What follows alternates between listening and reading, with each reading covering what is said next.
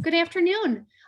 Thank you everyone for joining us. We're going to take just a couple of minutes today to talk about resources and programs available through our Ag Literacy Department. And I'm joined today with Katrina Milton. And Katrina, can you first tell us just a little bit about you? I believe this is the first time we've had you on the program. Yes, my name is Katrina Milton. I am the new director of Ag Literacy here at the Cook County Farm Bureau, and I live in Leland. It's a small village of about 800 people. I live on a gravel road surrounded by cornfields and grain silos and agriculture. So when this job opened up, I thought, what better way to use my education and my love of agriculture and combine it in one position to help teach others all about ag and the career opportunities available. So wonderful. Well, let's just go ahead and kick off the conversation. Tell us about some programs and some opportunities that you have available this fall. Yes, the biggest thing that we do as part of Ag in the Classroom is our 4th grade field trips, where we have presenters visit classrooms, and they are presenting 2 in-person presentations. One is Intro to Illinois Ag, which talks about all the different crops and livestock that are here in Illinois, as well as some Illinois history and lots of STEM. So there's a little bit about drones, technology, robots that pick tomatoes, and that is all bundled together in part 1. Part 2, which we are starting in the fall as well, but it kind of trickles into the spring, is called There's Ag on My Plate. My Plate is the USDA's new version of the food pyramid. When I was younger, they had a bottom, I think it was the top part of the pyramid where you're not supposed to have sugars and sweets and fatty foods. And now the USDA came out with a new version that cuts that completely out of the picture. And it's a plate, and what it looks like, I can show you on our brochure. You can kind of see. It's a plate that proportionally shows what you're supposed to eat in a day.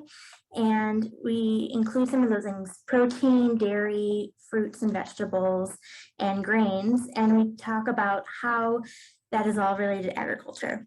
So from everything from soy milk, which is popular, and tofu, to things like veggie burgers, to steak, to yogurt.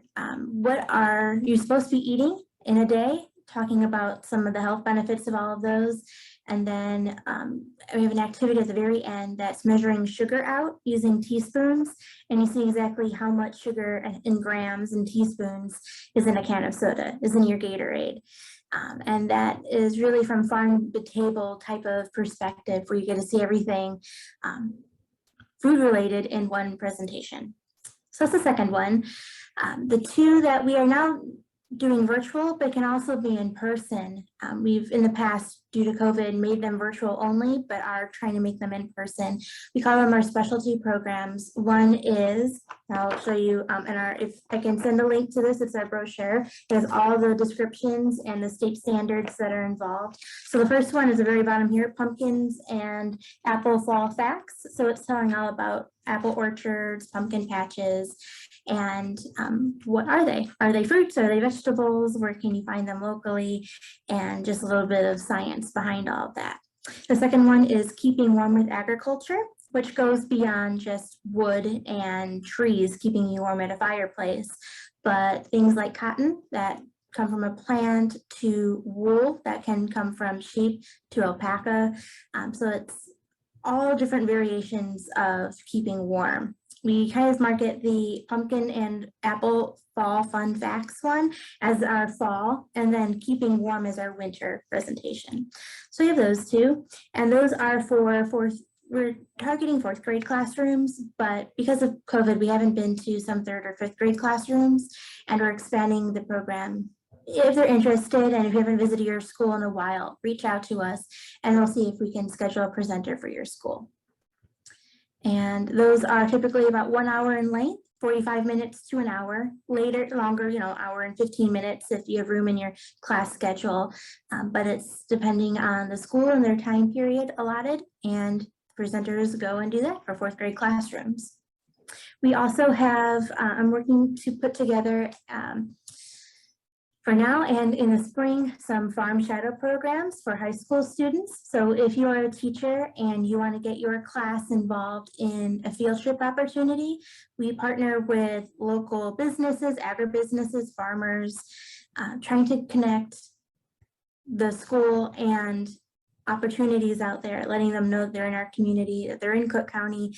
And the big focus is really careers. What can you do in ag that's not being a farmer out in a field? What can you do that has science, that has engineering, things like food science and genetics? And there's so much that's not taught in a school. It can actually get out and see people doing those in career paths here locally.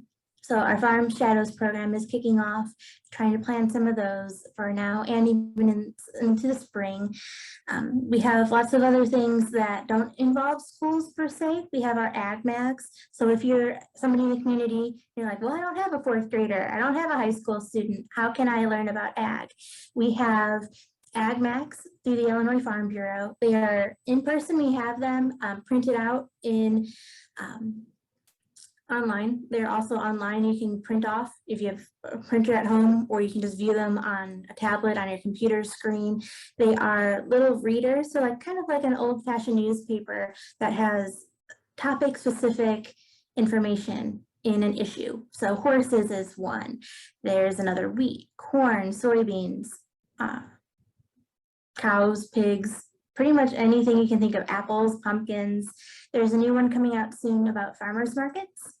And after that, I think there's a new wheat one coming out. And the first one that came out this year is dairy. So that's a brand new one. So we try to do those integrated with all of our programming because it's a free asset to us, the Illinois Farm Bureau, and anybody can access it. And the Illinois Farm Bureau on their website, and also on our website, we kind of tag team together and share some of those lesson plans.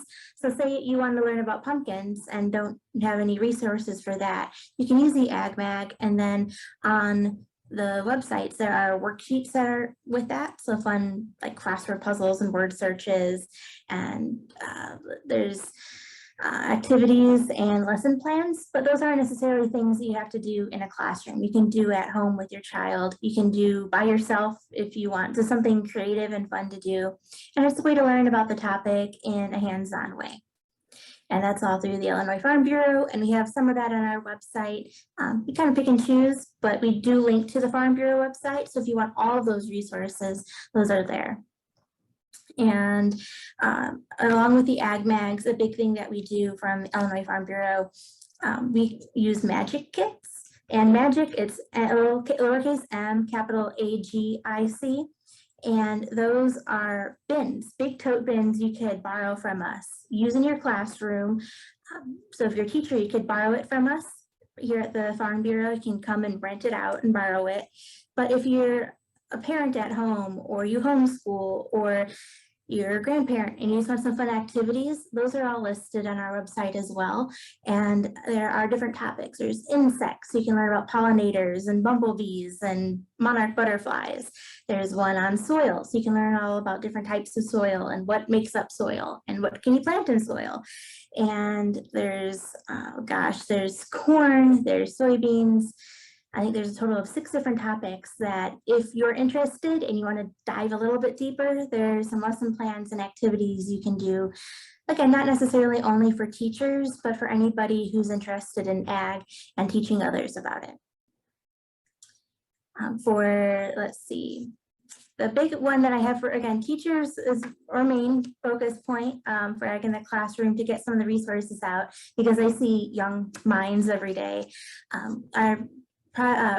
Every year we offer PDCH, which are hours that are required by educators to have to renew their licensure every few years. And we have a few that will be held between now and the end of the year. One in November is called Branching Out into Tree Science on November 15th. That's a Tuesday, and that will be held here at the Farm Bureau. And the goal of that is kind of expanding on not just Christmas tree farms, but tree science in general. So what is a tree? What are tree rings? what can you do with trees? So I made a fun sheet of paper that includes things like ping pong balls are actually made from trees because of the, it's not plastic, it's a type of tree resin that they use for it. And things like pianos are made from trees, so the wood and the keys themselves. A lot of lacquers that you put on top of things, that shiny coat, comes from trees. And just teaching the ways trees are used and a little bit about leaves and photosynthesis, a little bit about winter and fall, and bundle it all together into one big workshop for teachers called Branching Out into Tree Science. So, and I hope with that, with all those workshops that we'll be doing, it's not just, again, for teachers. The workshops are personally here at the Farm Bureau for teachers, but the resources and information will be available. So if you are really interested in what trees can be used for, and are trees a renewable resource, which they are because they are a crop and can be replanted, what can you do with them? Can you plant your own tree? What types of trees? That kind of thing is useful for everybody, not just teachers and educators, but really anybody, because we all breathe air, we have oxygen, and trees are important. So it's wonderful. Well, thank you, Katrina, for spending some time talking about the resources. It sounds like fall is going to be a great time of the year. Very exciting and everything. And I look forward to touch base with you after the new year to talk about spring and spring resources. So wonderful. Yeah, if anyone has questions, feel free to reach out to me. My email address is AITC@cookcfb.org. So again, it's the letters AITC for Ag in the Classroom, AITC @cookcfb.org. So reach out to me. I'm always available. I check my email all the time, and I'd be happy to answer any questions. Or if you need resources or more information, just send me an email. I'd be happy to help out. Wonderful. Thank you so much. Have a great day. Thanks, Fauna. Thanks for chatting. Bye, everyone.